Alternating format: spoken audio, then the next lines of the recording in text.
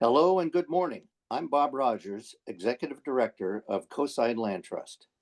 We're so glad you could join us for our free community webinar series. At the Coastside Land Trust, we're dedicated to protecting the open spaces that define our coastline, ensuring they remain preserved for future generations. We focus on safeguarding scenic bluffs, stream corridors, and agricultural lands from Half Moon Bay to Monterey. Some of our priorities include protecting land through purchases and conservation easements, securing funding for ongoing conservation efforts, helping landowners protect their land, leading coastal, local conservation, restoration, and educational programs. Our community is at the heart of everything we do, and we encourage you to get involved, whether through donations, volunteering, or spreading the word. Your support helps us protect the lands we love. Thank you again for being here today. Now I'll pass it over to Kate Dickey, our social media coordinator, to introduce today's presenter. Kate? Thanks, Bob, and thank you all for joining us for this webinar series. Our goal here is to bring together a diversity of environmental perspectives to help us better understand the world and our role in caring for it both locally and globally. Couple of ground rules before we get started is that just make sure that if you have questions, please type those into the Q&A section. We'll have a good session at the end to do a little bit of Q&A with our presenter. And we'll get to as many of those as we can. And today we are really excited to welcome you to Mammoth and the Artichokes with our presenter, Mark Hylkema. It's hard to do a bio for someone who has such a breadth of experience, but he brings over 4 decades of experience in California archaeology with a special focus on Native American culture. Before retiring from the state service in 2022, Mark managed cultural resources for 32 parks, 3 state parks within the Santa Cruz district from San Francisco to the Pajaro River. Throughout his career, he's worked on archaeological projects across the state, published extensively in journals and books in North American archaeology, and served as the president of the Society of California Archaeology during the 2015 to 2016 term. In addition to his work with state parks, Mark has shared his expertise in the classroom as a professor at Foothills College and as an instructor at Santa Clara University, UC Santa Cruz, De Anza College, Ohlone College, and Cabrillo College. Today, Mark will take us back to the Ice Age when enormous animals roamed what is now Monterey County. He'll explore how the first indigenous people lived alongside these megafauna, connecting their diet and lifeways to a dramatically different landscape and a fascinating natural history of the Monterey Bay region. So please join me in welcoming Mark Hylkema. Thanks, Mark. Okay, thanks for the intro. Yeah, this is a fun discussion for me because I stepped out of my lane of archaeology into the liminal light of paleontology. And so I'm going to share with everyone an experience that I and some of my colleagues had it was a surprising experience involving the find of a mammoth near Castroville, California. First thing I want to say, though, is thank you for coming to watch this. And the other is to emphasize that I'm not an entertainer. So I'm going to have a discussion with you, as though we're together in a living room. So I don't have a script. I'm going to let my slides walk me through my discussion here. So this project started in 2011 when one of my colleagues, state park ranger, whose family owned property in Castroville, called me up to let me know that one of their lessees doing the farm work on the property had encountered what appeared to be a mammoth tusk during some grading operations on the property. So that piqued, my interest and as well as some of my colleagues. So we went to go check this out. So the project at Castroville, many of you probably already know, is about midway along the Monterey Bay shoreline, and just a little inland from it. The red dot tells you where our project is or was. And so that gives you kind of a reference, a frame of reference of where this work went on. It started when Martin Jefferson and his brother Ryan began grading operations to improve planting areas for their artichoke crop. And they began doing some grading in a low kind of swale area where it was pretty wet and murky.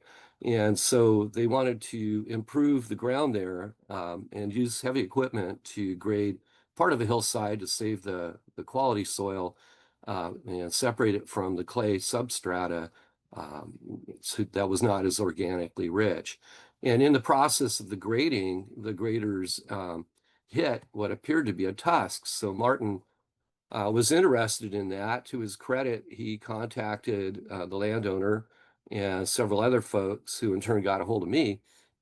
And I became interested in this and went out to see what exactly they might have found. And this is what the terrain looked like at the time. You can see the graded area that the tractors had smoothed out. And in the profile of the grade was this. It clearly a tusk. What might that be? It had to be a mammoth, essentially, or at least a large proboscidean, as I soon learned they were called.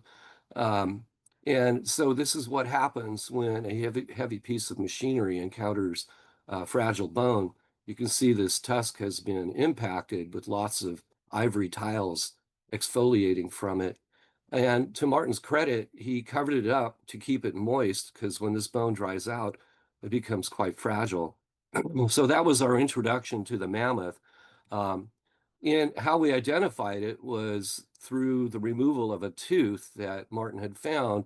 You can see where the location of the tooth was and the scatter of bone that, erupted from the heavy machinery encountering this fragile, bone of this animal. So this is what we saw when we came. And when Martin showed us the tooth that had come out, we were able to make positive identification that this was indeed a Columbian mammoth. At first, I used the word woolly mammoth because, heck, I'm an archaeologist, not a paleontologist.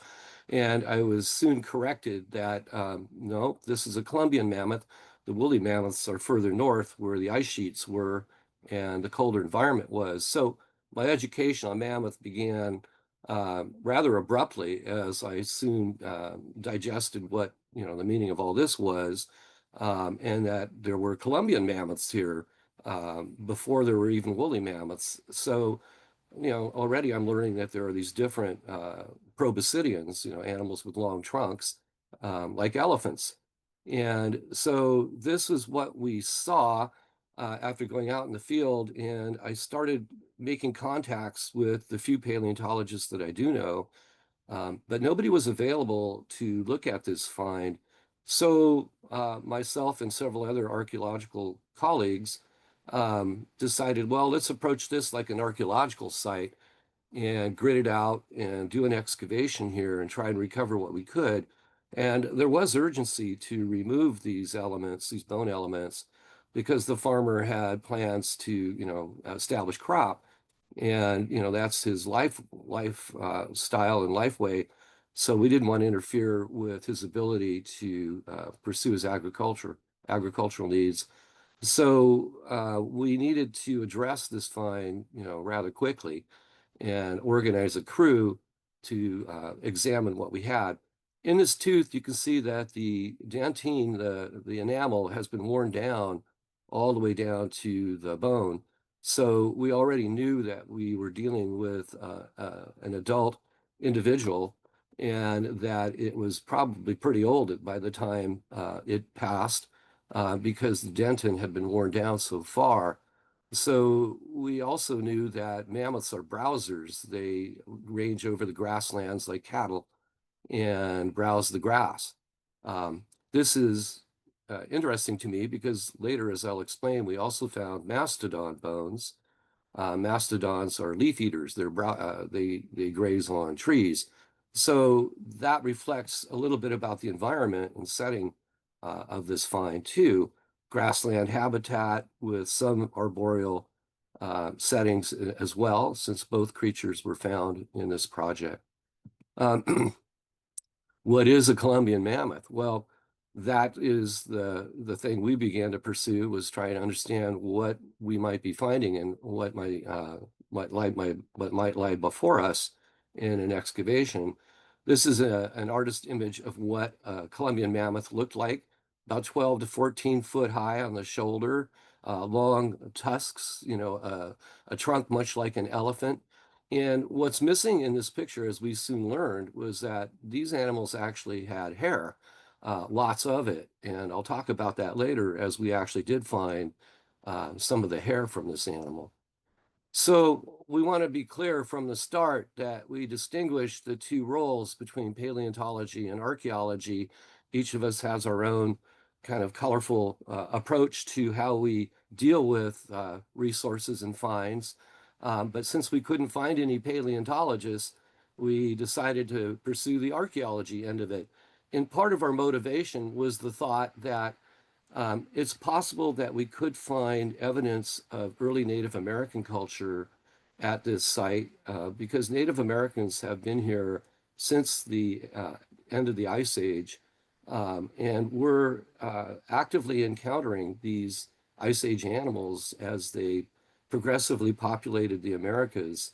And in fact, these animals were on the diet, part of the menu. So I pulled together a team of colleagues, including Dan Curley, who now teaches at Las Positas Community College, is an anthropology professor there. Tim King, who is a good friend. At the time, he was a professor of anthropology at UC Berkeley. He is now teaching part-time at Stanford and also at Foothill College, where I also was teaching night classes on top of my day job. Tim was able to attract the interest of Trevor Valle, who was a very interesting character from the Page Museum, the La Brea tar pits. And he kind of validated our professionalism by having a real paleontologist on board. I want to call out in this picture that Tim is holding a box that Martin Jefferson, the farmer, had designed to sell his artichokes related to our excavation. He created a brand name, Mammoth Artichokes, which was pretty amusing for us and kind of set the tone for the project too, because it became very eclectic. We attracted a lot of professional interest, and there was no funding on any of this work. This was strictly a volunteer endeavor. So there we see the box of artichokes with the Mammoth label, and I soon found them at Whole Foods and around town. So I was very pleased to see that kind of notoriety come from the project. Anyhow, this was our team that we put together, and we began to attract interest from a number of students from our various associations, teaching. So we started getting a lot of volunteers from UC Santa Cruz, Santa Clara University, Foothill College, San Jose State University, Cal State Monterey, and other institutions. It turned out that finding mammoths became a very popular concept for people, and we soon became overwhelmed by the number of volunteers interested in joining this project. Um, Also, the media became interested in our finds, and we wanted to keep that very quiet because it's very difficult to protect archaeological or paleontological features from the curious and potentially nefarious folks who might want to take souvenirs away. Knowing this, the farmer Martin Jefferson provided a fencing around the location of the find to help us kind of regulate who came and went and how to protect the resource. He suspended his grading operations to allow us the time to investigate the find, which was very generous. He too was extremely curious about what this all might portend. So we began our excavation in the winter 2011, and soon the rains hit. And in my entire 40 something years of archaeology, I've never encountered soils as difficult as this.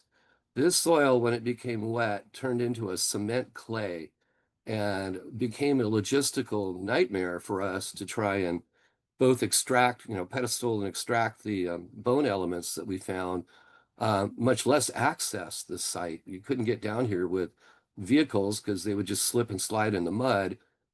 We had to tell the students that were volunteering to bring two pair of shoes, one for hiking in, and then once in the fence area, take those shoes off covered with mud. and put on clean shoes so that we could protect the site from, that kind of activity. Of course, a lot of students naturally forgot to bring the second pair of shoes, so many of them ended up working barefoot on the project. Little things like that go a long ways towards impeding the progress of a project. So we were already dealing with some logistical problems when it came to addressing this animal, that was exposed in the ground. As we pedestaled the bone in place and tried to get a fix on what we were dealing with and how much of it there was, our thoughts turned to what the landscape and setting might have been like in the day. And at the time when first people arrived, because again, we were hoping to find evidence of stone tools or bone tools or, cut marks on the bone that might evidence early Native American, presence and association with this find. I soon learned that, of course, during the Great Ice Age, which went on for a little over 1 million years, much of the world's sea level was lower than it is now because so much of the world's fresh water was locked up in glacial ice that sea level worldwide was 300 feet lower than it is today. That means that San Francisco Bay was an oak woodland valley and that the shoreline of Monterey Bay near Castroville was about 3 miles further away than it is today. Large parts of the globe were exposed as land masses offshore, which facilitated the movement of early people and also the movements of animals between places from one to another.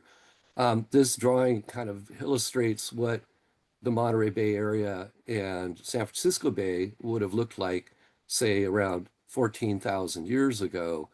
And what we see are broad-faced bears. Even earlier were saber-toothed cats.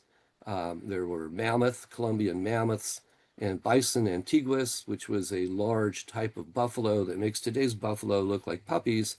There were camels and horses too here in those days. In other words, a wide variety of animals that disappeared shortly after the end of the Ice Age and the period of great climatic warming, which we'll touch upon shortly. So this was sort of what was on the menu for early Native American settlers of the Americas. And this is a chart that I used to show my students, and of course they were duly unamazed because of the graphic, but I will share it with you. What we're looking at is a chart that depicts climate change or temperature change based on oxygen isotopes within the glacial ice in places like Greenland. And what we find is that the Ice Age, represented on the left with the jagged blue lines, went on for quite a while. However, there were different temperature perturbations throughout that term. The most noticeable, of course, was the Great Glacial Interstadial, 12,700 to about 10,800 BC. It's at that time the Earth's climate started warming suddenly and created quite a bit of environmental catastrophe and change. And then the Ice Age comes rushing back again all of a sudden through the Younger Dryas, which had profound effects on global human populations throughout the world until the climate warms again to the early, middle, and late Holocene. We are now in the late Holocene, which has been, pretty steady for about the past 3,000 years. But throughout those different environmental changes, Native Americans were here and rode that roller coaster, and it fueled population movements and technological changes that we see in the archaeological record. But it's this period around 10,000 BC when many extinctions occur where a number of these animals are no longer present on the landscape. Now, the reasons for these extinctions are still being debated, and there's probably more than one cause. It was probably an aggregate of multiple causes that allowed for that to happen. But we see extinctions like this at multiple places around the world, Northern Europe, Asia, Australia. They all have their extinction phases, not simultaneously at different times, but oftentimes coincident with the arrival of human beings. not to make an association and blame humans for that, but something is going on that both promotes human expansion and at the same time extinction of various animals. Should also point it out at this stage that all of the animals you see today, mountain lion, deer, elk, bears, raccoons, squirrels, all of those creatures were here then too. So it's more of a subtraction of species than an addition of new species. So the glacial ice, of course, created monumental barriers for population movement of early peoples. And that field of study is still changing. Every day there are new finds that add to our understandings of both the climate, the environment, and the relationship to early people. But suffice it to say right now that monumental glacial flows that occupied much or covered much of the northern hemisphere served as a great barrier for human movement. This slide shows you kind of an idea of how much coastal edge submerged with the rising sea levels that occurred after the end of the Great Ice Age. The darker oranger colors represent former coastlines. And at the time, when first people arrived in the Americas, we know that there were a lot of land masses that are now submerged, particularly in Southern Asia, where we see Borneo, Indonesia, Thailand connected as a land mass. Japan, Korea are connected to the mainland of Asia. England and France are connected. There is no North Sea then.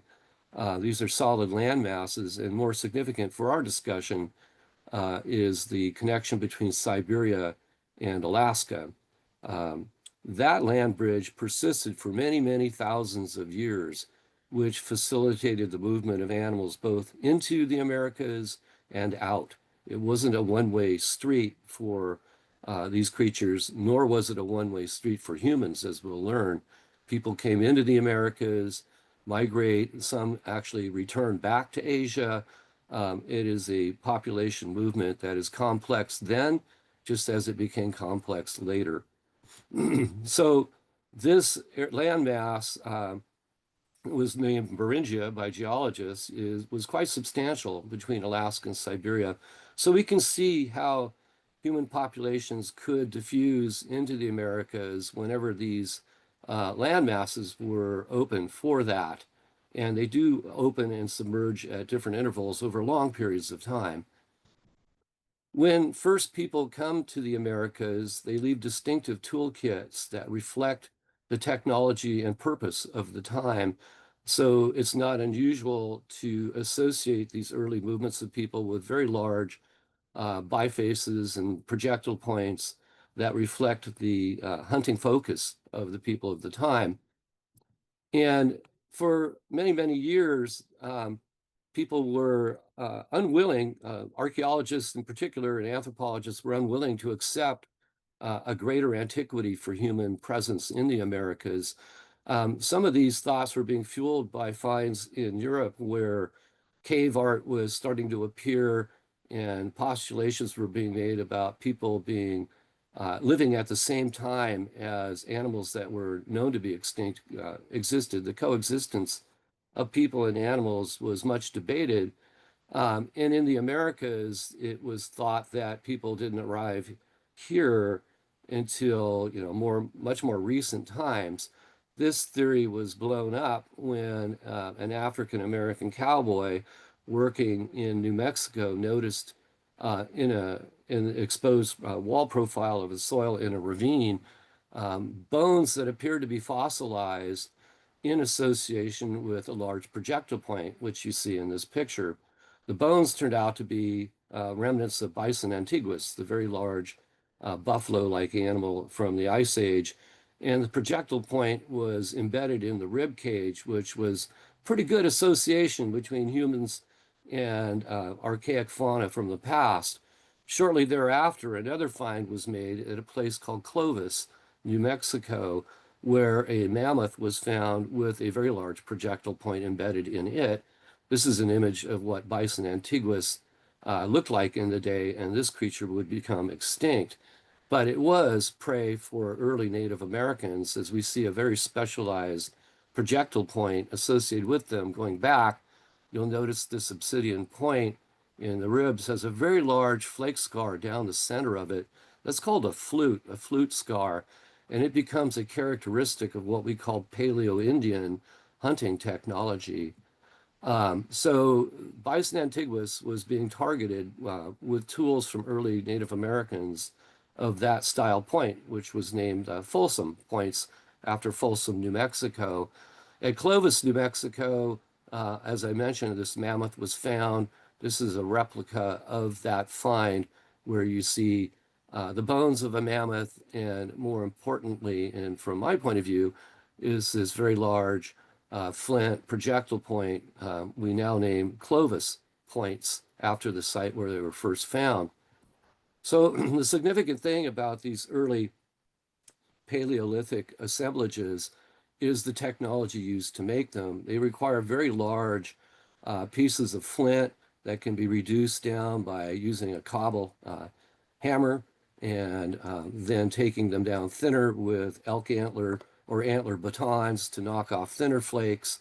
And then the final attribute would be knocking off this basal flute off the bottom that facilitated the hafting of this to a shaft.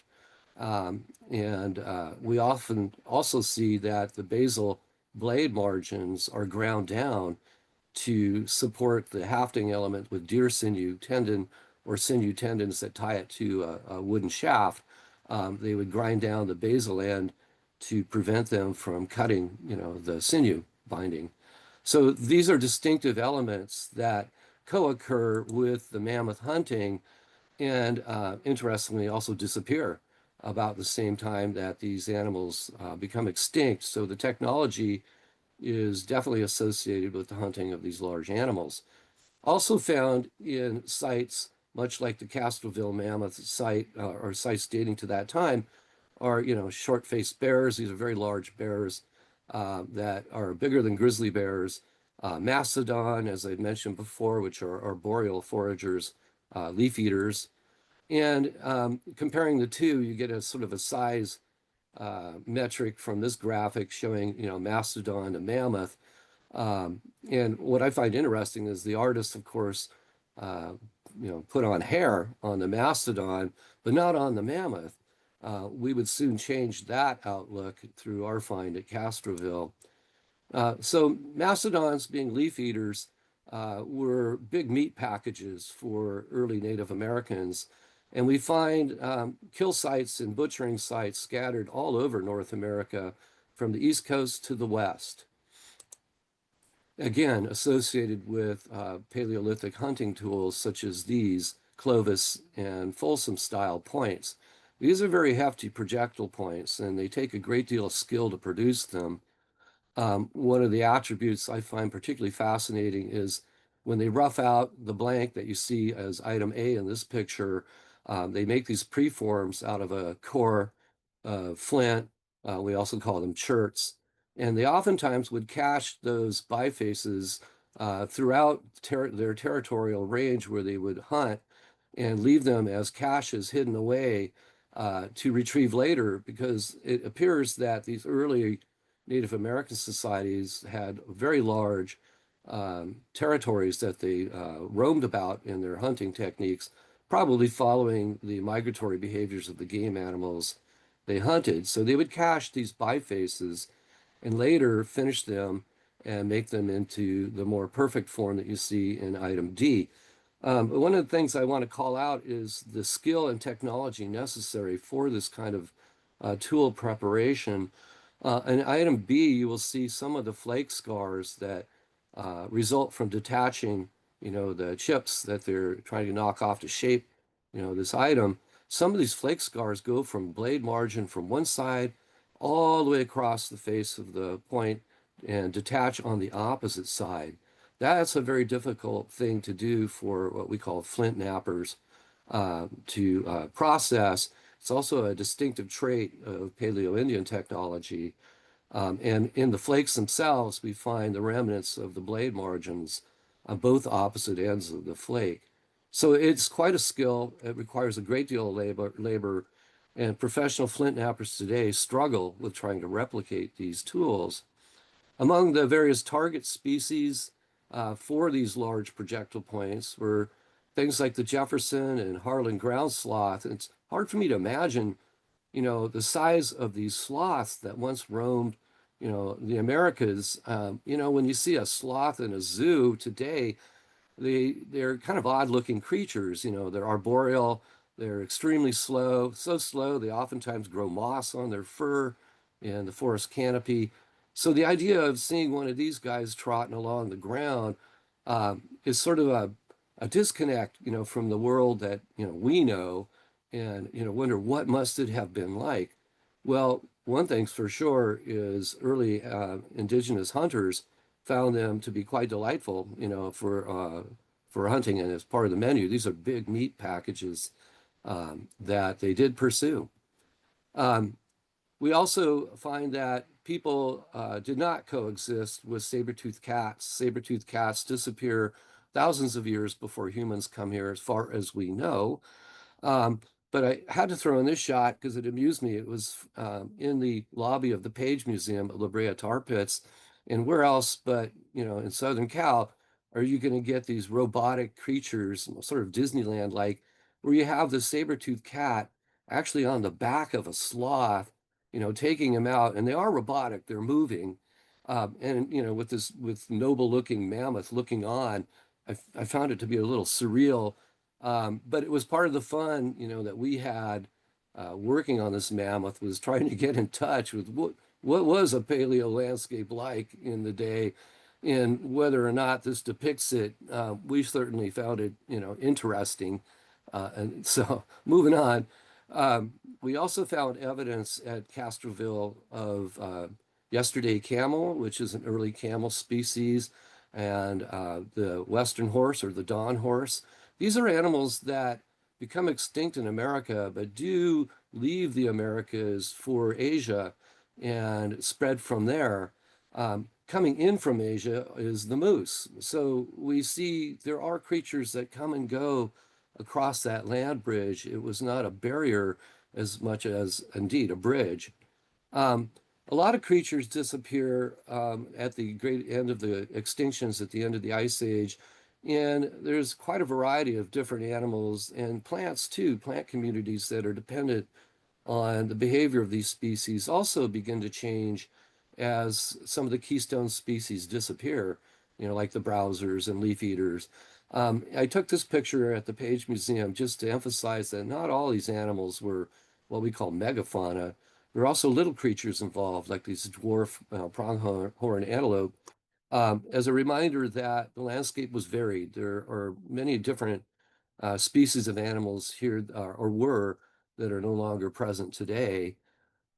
Early on, once people began to realize that there was this potential for much older uh, cultural sites throughout the Americas, the investigation starts picking up momentum after the 1930s and 40s. You have to remember radiocarbon dating didn't exist until the 1960s, and it wasn't even commercially available to archaeologists to as late as the 1960s and early 70s. So that some of these earlier finds were based on the assemblages of tools that were associated with them. And it became clear that Clovis and Folsom style fluted points are spread throughout the Americas from coast to coast. I did not include another image. There is a sister image to this one that shows similar sites spreading down through Central America and indeed to the tip of South America.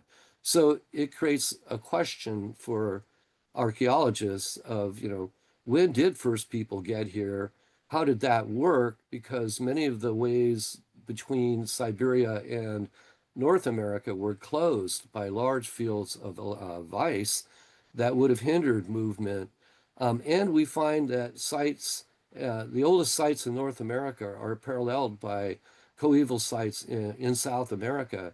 So the implication here is that people entered, the Americas and spread all the way south over a very rapid time period, which is what's what is the fuel of archaeological debate today is how exactly did that transpire given the environmental conditions and the sort of technology that we have seen thus far. So the whole technology we refer to as Paleo-Indian technology, for lack of a better term. I think we need to find a better term than that. But that is the nomenclature we use. We find that during periods of glacial expansion and retraction, there were still very large fields of ice that would have hindered migrations of people. And so a theory was proposed that there might have been multiple migrations in the Americas, not just one, and that one of the migratory routes was offshore in boats, leading to a diffusionary process that would account for the rapid populating of South America as well as North. In other words, you have groups of people specialized in maritime resources along the edge, coastal edge, that would diffuse downward in a single lineal migration route rather than a diffused one throughout the Americas. So this theory has picked up momentum. And when we wonder, well, what might these boats have looked like? We can look at contemporary cultures to look for analogy, such as this umiak, which is an Eskimo boat. This photograph was taken in the 1920s. And this boat is made out of bone and walrus hide skins. And archaeologically, what of this is going to preserve, really? Well, very little. So the record becomes scant and difficult to trace. But the idea of a coastal migration is not only feasible, it's become much more accepted than it had in the past. Um, Complicating matters, one wonders, well, what kind of toolkit might they have left behind to clue us in, on their migrations? And an interesting find was made about 10 years ago by an archaeologist named John Erlandson, who's, I believe, the University of Oregon, who was excavating a cave-midden site on Santa Rosa Island and the channel, Santa Barbara Channel. And the shellfish that was found at the cave was yielding dates of, 11,500 years before present. But the artifact assemblage did not include the fluted point tradition that had become, the standard for archaeology of the day. Instead, what was found were these nicely shaped dart tips that we continue to find in the archaeological assemblage for many thousands of years after. But what was particularly ironic or interesting was that if we look at sites around the Pacific Rim that are coeval with the age of this site, we find almost identical toolkits off the coast of Japan and Asia. So, it leads to the suggestion or implication that it's possible that these coastal migrants also brought with them their technologies native to where they came from. So this is sort of the state of where we are in archaeology. Things have become even more complex as we apply, different science to the topic, including DNA analysis.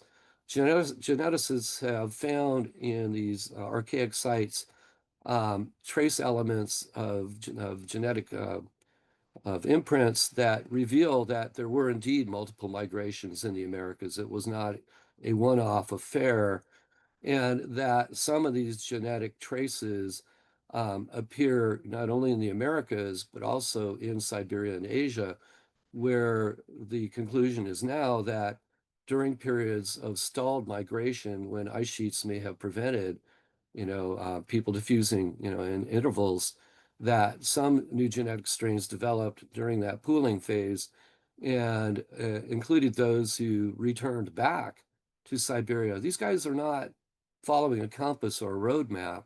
They're following the behaviors of the animals they hunt. And these animals are going to migrate according to their various needs for food and such, and resources that, that fuel their existence. So people are mapping on to, that kind of diversity.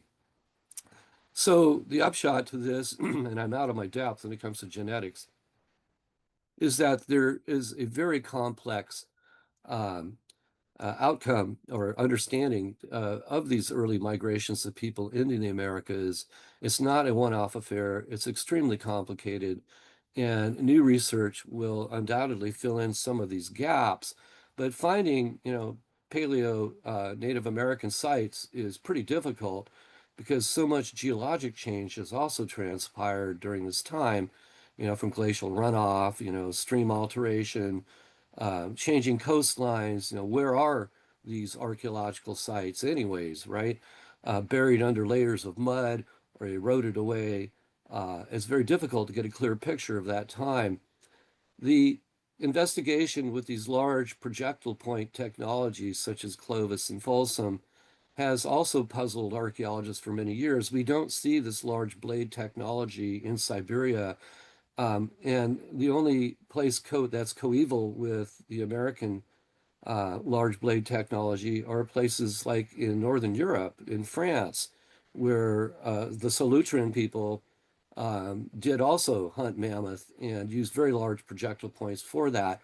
It has fueled some debate amongst archaeologists that maybe the migrations didn't all just come from Siberia, perhaps, using the principle of offshore migration and boat technology, it's possible that some of these technologies could also have come from Europe.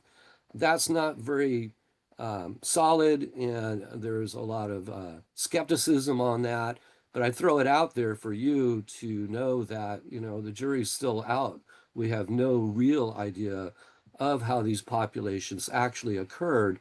So we have these theories. We have the coastal migration theory and inland expressions of Clovis and Folsom, and then this possible also offshore migration of Solutrean aged assemblages. You got to have an open mind about this because we absolutely don't know the surety of any of these ideas. And I should also point out that most of the Native American communities that I've worked with over my life kind of poo-poo this whole idea and would rather assert that, they've never come from anywhere else. They've always been here. Maybe that will prove true since archaeology actually only finds the latest, oldest dated site, and that the chronology continues to be pushed back. It wasn't too long ago that human footprints were found near White Sands, New Mexico, in what was a lakeshore, and these human footprints were embedded in mud, and archaeologists were able to radiocarbon date the plants that had been squashed by the humans, walking that mud, and those dates came out to be a whopping 23,000 years before present. So that's also fueling a lot of debate about when first people arrived. 23,000 years ago is a lot older than the 10 to 12,000 year Clovis Folsom culture. So we are now starting to realize that the peopling of the Americas was a lot more complicated than we had thought. And this information continues to drive archaeological research today. So we now know there was this offshore migration based on the genetics and the toolkits. There was the inshore Clovis Folsom migrations that, inland with a diffusionary process of people. There was the proposed migration out of Europe. And some are even postulating a trans-Pacific arrival. Now, none of these need be exclusive of the other. It may be that all of these routes were contributory to the genetic base of today's Native American populations. But what we do know for sure is that the Ice Age ends around 10,000 years ago as Earth's climate warms considerably. And as it does, sea level rises rapidly. It's what I call cataclysmic environmental change, as the pattern and regimen of the natural environment is now transformed with flooded landscapes. And people are here throughout all of that. We see the sea level as we see it today stabilized just 6,000 years ago. 6,000 years ago, we have the earliest writings in, the Middle East, Mesopotamia, and some of the first stories that are portrayed in these early writings are stories of floods. That's a universal theme. So one wonders about the the storytelling that went on during these times of great climate change. But coming full circle back to Castroville Mammoth, our hope then was to try and find associations of early Native American culture with the mammoth find. And so that is why we wanted to pursue it as an archaeological project in lieu of our paleontological community that was unavailable to us. In this graphic, you can see the submerged shoreline off of Monterey Bay. And what stands out as a phenomenon is the Monterey Bay Marine Canyon, which is an extremely deep subterranean canyon, as deep as the Grand Canyon. And notice that the gore point, the very head of it, is very near Castroville. That's significant because that means that the old shoreline, no matter how long back you go, would have required both humans and the fauna of the time that move around to go around that structure, which puts them very close to the Castroville Mammoth site. In this graphic, the orange color, the bright orange, represents the old shoreline that was present when first people come. So as you can track with my conversation, there is much that we do not know about first people arriving because of the environmental change that occurred, during those times. Back to the mammoth, we gridded off our exposed bones and began to pedestal the finds as we do with archaeofauna found in archaeological sites.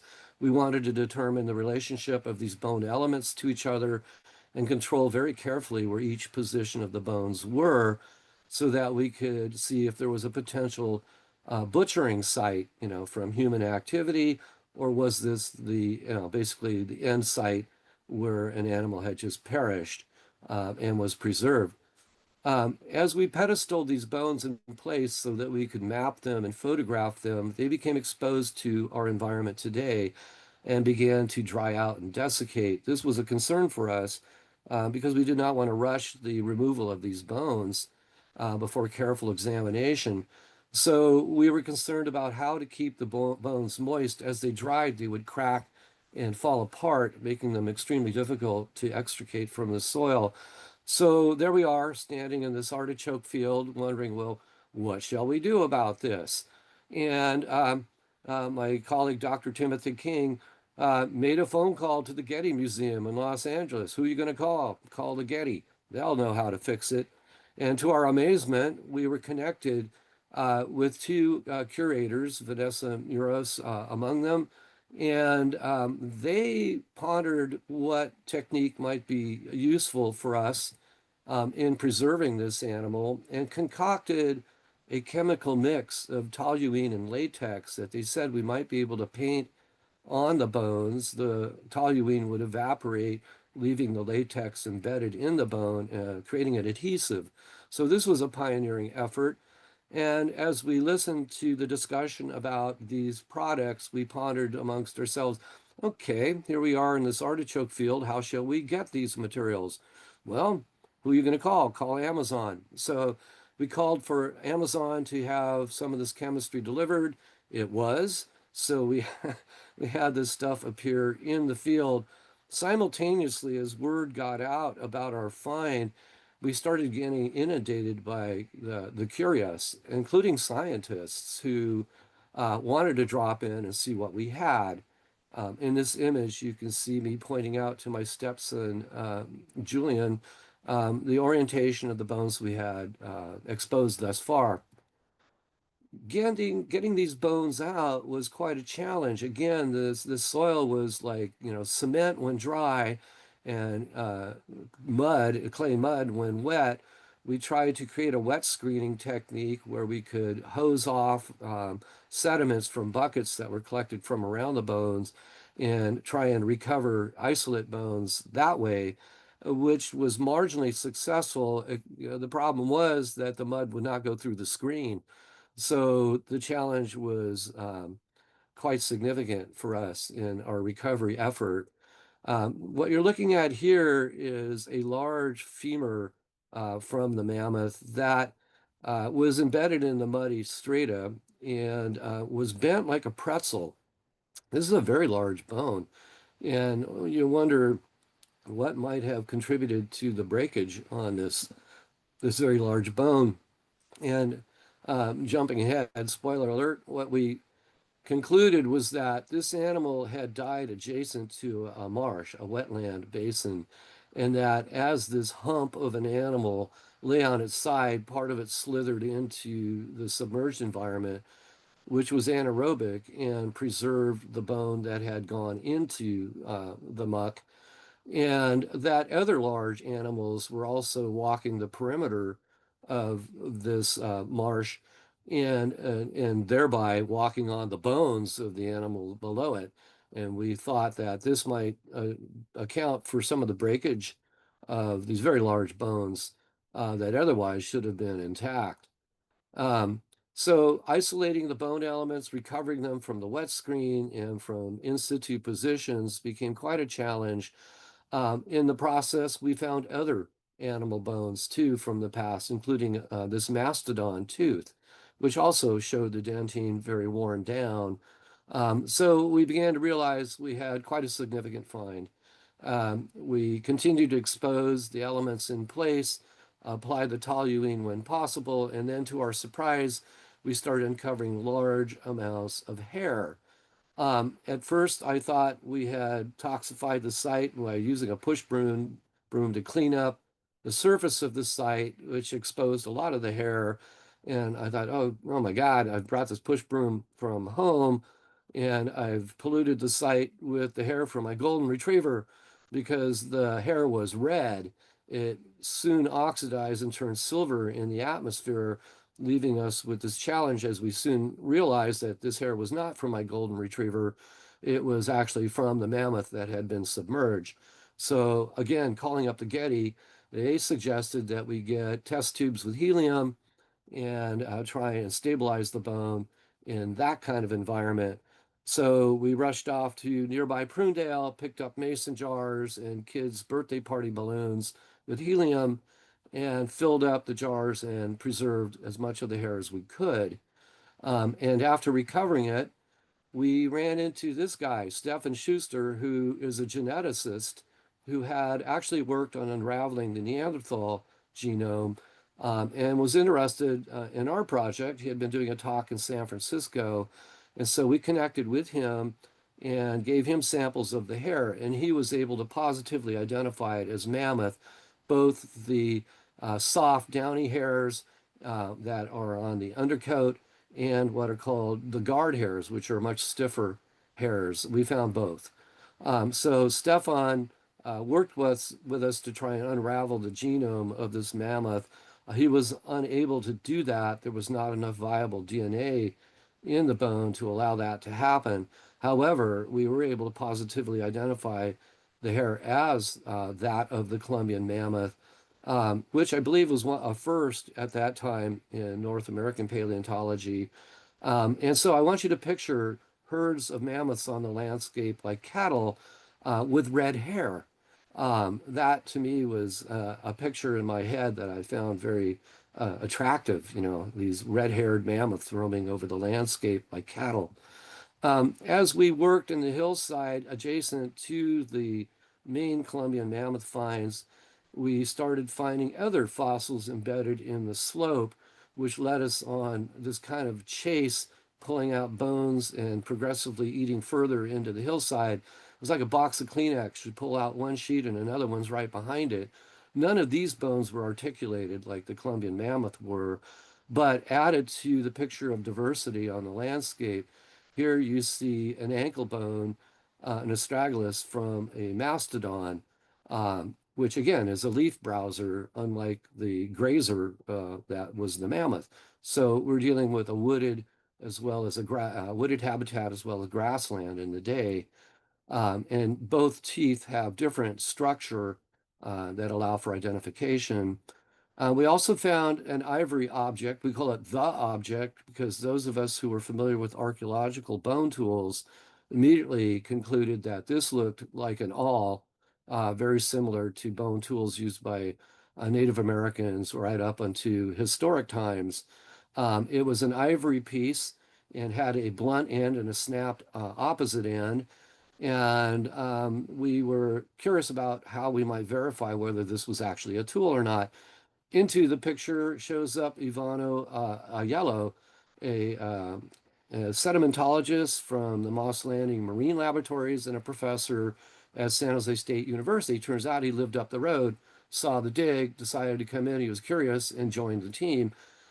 He also was accompanied by another friend, Jack Meyer, who is a geomorphologist who helped us look at the sediment of the area.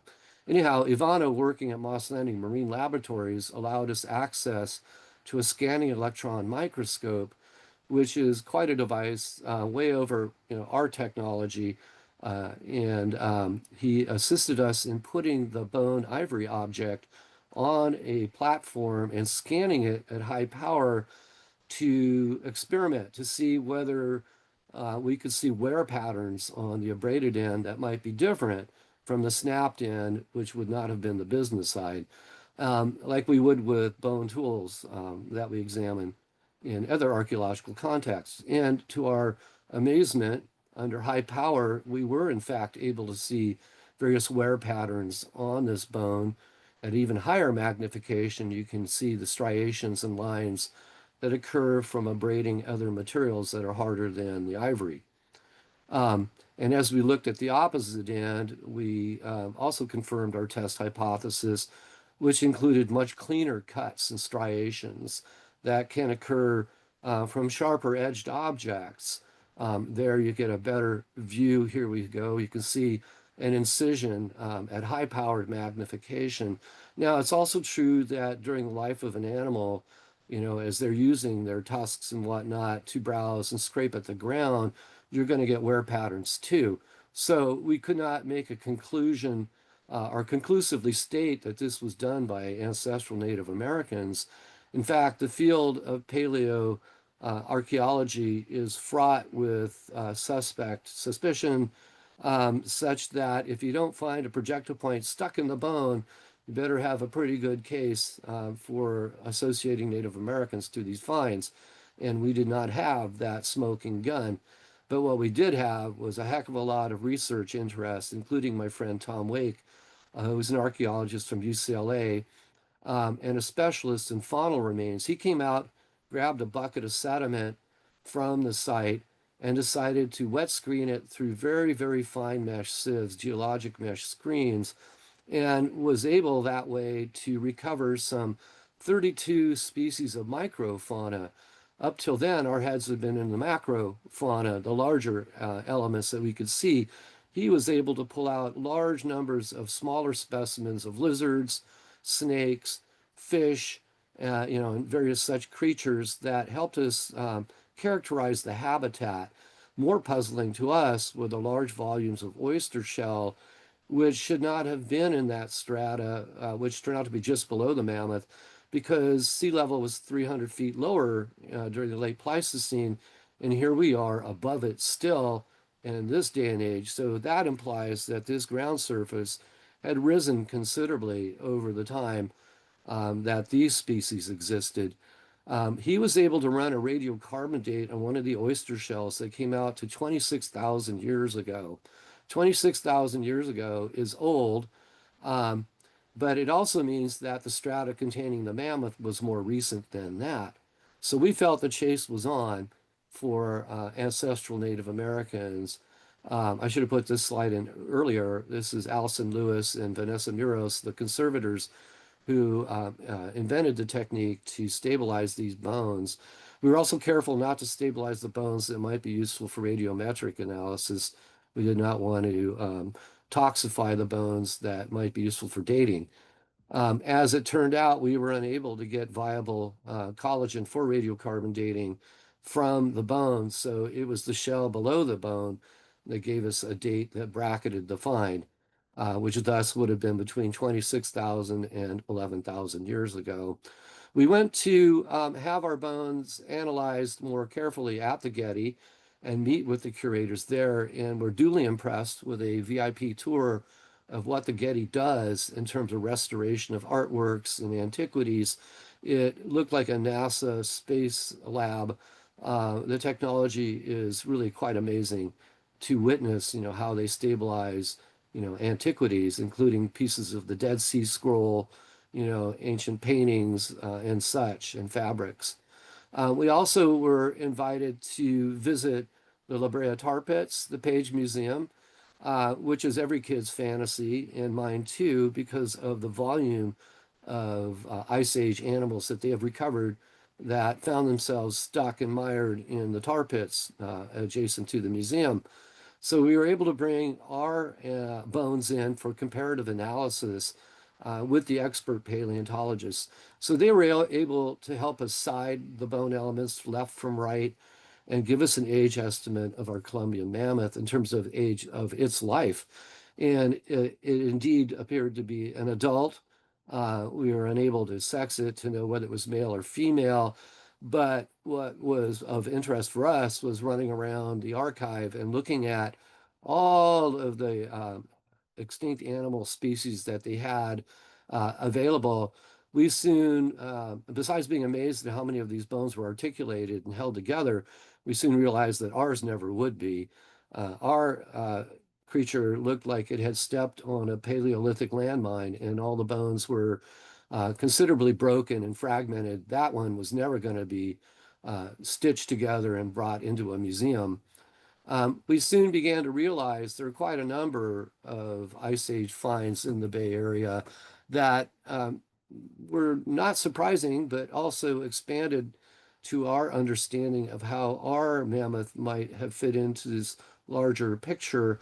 Of particular interest are the finds in Irvington district near Fremont, where large numbers of animals were found during highway work, particularly in the foothills there, like ground sloth again. There were different ground sloths actually that were coexisting, the Columbian mammoth, a type of ox.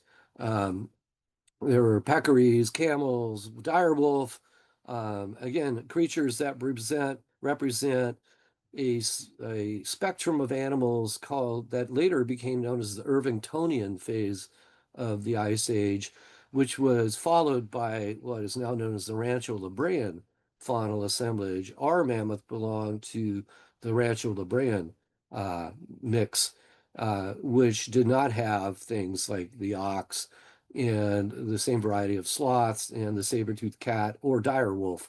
Those creatures seem to have gone at some time before the arrival of ancient Native Americans. But there have been mammoth finds in the cliffs off of Pacifica, at Año Nuevo from time to time, which was part of my jurisdiction when I worked for state parks. Mastodon remains have been found there as well as fragments of mammoth.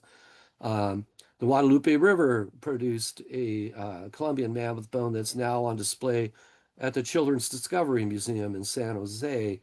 Other finds have been found that are not on the map, including near Aptos at the beach in Santa Cruz, where ground sloth and mastodon elements have been found as well. And then, of course, our Castroville mammoth, which included a wide range of species. So the upshot of this is that we have lots to learn, but the area we live in now and call home was once a very different landscape that supported a lot of different creatures that are now no longer part of our reckoning. And what must it have been like, it comes to mind. And I think in the future, we will focus a lot more, not just on the archaeological assemblages related to early Native Americans, but the habitat represented, by these finds. What was the landscape like? More work on paleobotanical, specimens is needed. And so that we can, increase our understandings of what the ancient diet might have been like. We certainly know that uh, ancient peoples or native peoples around the world are very keen to not extirpate their food base. So we don't see that the arrival of Native Americans is the cause that led to the extinction of these creatures. People coexisted with them, as it turns out, for thousands of years before the Clovis, technology steps in.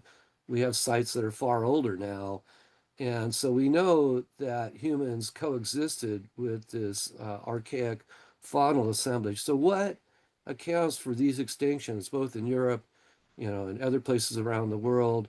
The jury's out on what that is, whether it's a climatic perturbation, a cosmic one from, a meteor strike, or, was it a bacterial problem? And indeed, along those latter lines, new finds in the Siberian ice where um, some of this megafauna is found with tissue still preserved, has indeed found that there are in the microbiome animals or microbial creatures that were detrimental to the health of these animals. So it is possible that maybe the co-occurrence of humans is part of the conveying mechanism that led to the spread of different germs and bacteria that selectively selected out certain species of animals of the day. We don't know yet. These are all theoretical possibilities.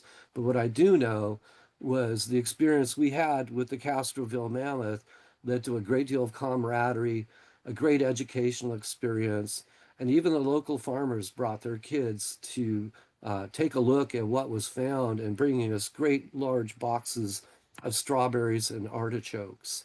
So with that, I will conclude this discussion and let you know I appreciate your bearing with me as I ramble through this find that stood out as kind of a highlight in my career. As I learned a great deal in the process of trying to reflect on what this ice age landscape might have been like. We had a lot of fun with it. The remains are currently curated at Foothill College, where my colleagues continue to have student involvement, working with the collection. And let's see what the future holds and what finds emerge from that. All right, thank you so much, Mark. We have a couple of questions that are here, just a couple actually. And the first person was actually asking how they can volunteer, if they're interested, if there's any access points for getting involved. Well, I'm not running a program to bring involvement, so I don't know how to answer that question. That would probably start, I think, if you're interested with that, in enrolling in courses that teach about paleontology and seeing what opportunities exist within the amongst the various professors that teach it. Our situation was more fortuitous and became a very eclectic project and accumulative of different research professionals. And as the find, continued to develop, so I'm not sure how to guide people to share in that experience. Maybe you wanted to enroll in the anthropology program at Foothill College and pester my colleagues there about, hey, can we access those mammoth bones and continue to clean them and identify the bone elements? It is at that phase now where volunteerism, would probably be beneficial towards furthering our understanding, of that past. Thank you. Someone else asked if the general public can see the specimens at Foothill College. It's not a show, so you would have to enroll in classes there to qualify to get, a point of examination, because that would be contingent on the professor's schedules and ability to, accommodate that, as you might imagine, right? But you can see specimens of Ice Age fauna at Cal Academy, and also the Santa Cruz Museum of Natural History, where until recently it was on the board. They have also displayed local finds, including the mastodon remains. So you can come into visual contact with these remains that way. I highly recommend making a trip to the Page Museum in Los Angeles and go check out the La Brea tar pits, where you will get more than your fill of opportunity to look, eye to eye at the remains of these creatures and let your imagination run wild. Mm. Were lithics found at Castroville? Alex asks, were they Clovis style or something more California specific? Was the material? No, In fact, that was the point. We stopped excavation after a while because, again, it was a weekend endeavor of volunteers, and the farmer needed to go on with their agricultural pursuits. So, this is a situation where, if you keep digging, what might you find? We did not find any chipstone or lithic remains, which is also not unusual with Paleo Indian so-called sites. When we find butchering sites, you don't always find the toolkit, but what you do find are evidences on the bone of cutting, removing meat and so forth. We had not seen any such evidence on the bones we found, but then we also only found the upper third of the Columbian mammoth. The rest of that material did not preserve. The question we had was around the ivory element that resembled, an awl, a tool. And, the jury's out on that. I'll allow you all to speculate on what that might represent. I certainly thought it looked like an ancestral Native American artifact. And the other thing that piqued my curiosity was the diversity of bones in this one small area. How does one account for that? At a butchering site, you're going to get an accumulation of bone deposit from hunters, working, the bone and elements there. Um, is that going to be true necessarily if you were to randomly dig on that landscape? Would you still find that density of bone elements? I don't know, but I suspect not. So I think it was a fortuitous find for us. Had we kept on digging, would we have found Clovis or Folsom? Well, this mammoth could have predated the Folsom and Clovis technology, as I mentioned. We now have sites that are older than that technology that do not have these large projectile points. So the jury's still out on what these archaic toolkits might look like. A lot of these tools are bone tools that don't always preserve, in the environment. In some parts of the desert Southwest, where mammoth butchering sites have been found, we also have noticed that early hunters would also use cobble tools to knock off flakes from large bones off of these mammoths. These bones can also flake and yield sharp edged objects. And so we have also found that some of these earlier projectile tips were made out of bone, and in some cases have been found embedded in the remains of their prey species. So this is an evolving field of study.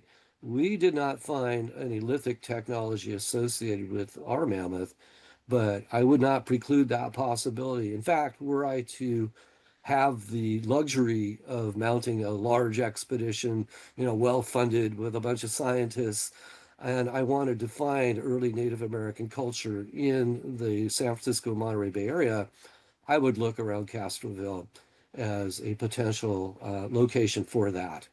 We have not found that yet. There have been fluted points found in the Monterey Bay area, only a few. So the archaeological landscape emerges when the environment stabilizes, and repetitive use by Native Americans result in sites that become visible to us. The geology and change going on prior to that has obscured many of those opportunities to locate those kinds of sites. I mean, picture San Francisco Bay being an oak woodland valley with hunters roaming through it.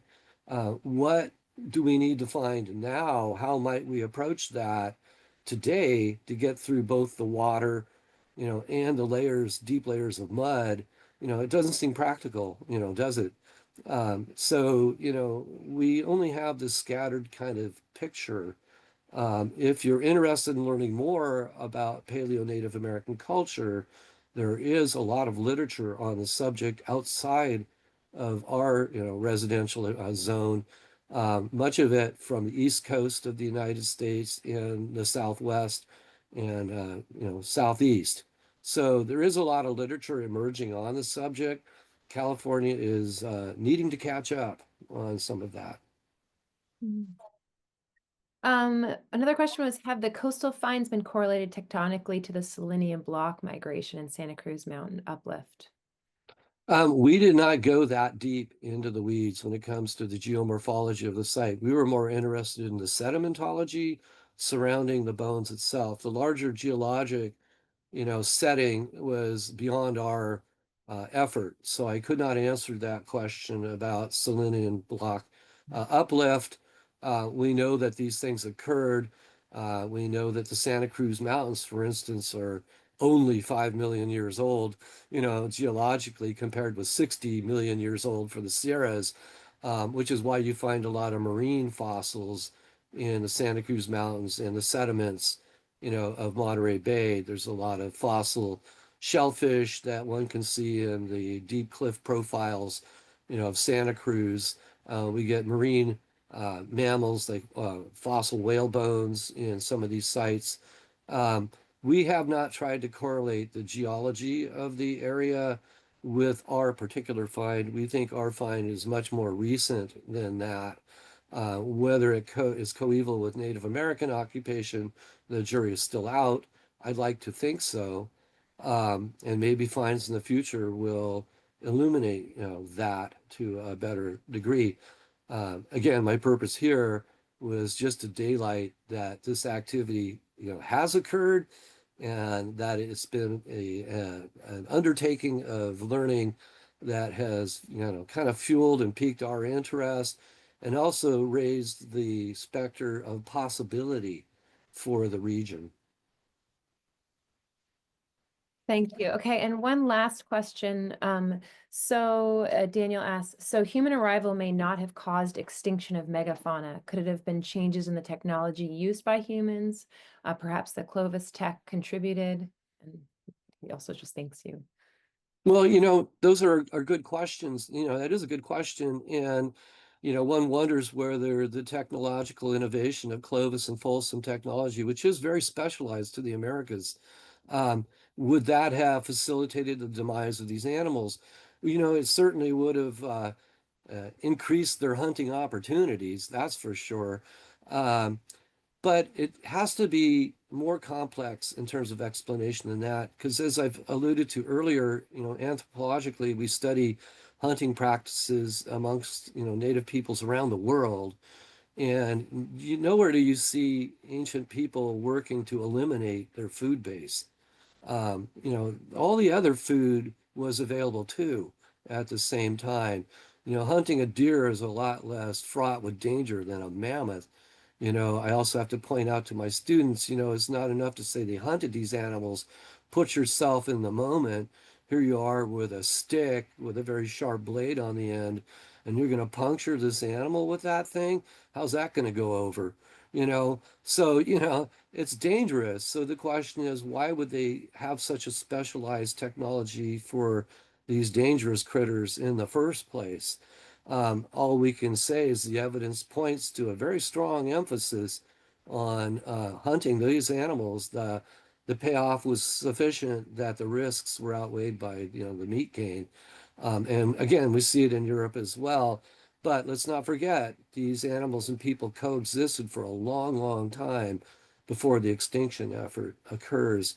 So my preference personally is not to attribute extinction to humans directly, but I'm leaning more towards a microbial spread that might have been facilitated by people. People also bring dogs with them. And so one wonders what kinds of bacterial introductions may have occurred that way, right? When you have isolated environment, we know, unfortunately, the legacy of European contact with Native Americans also incurs a biological component that led to the deaths of millions of Native people with the introductions of things like smallpox and various venereal diseases and so forth.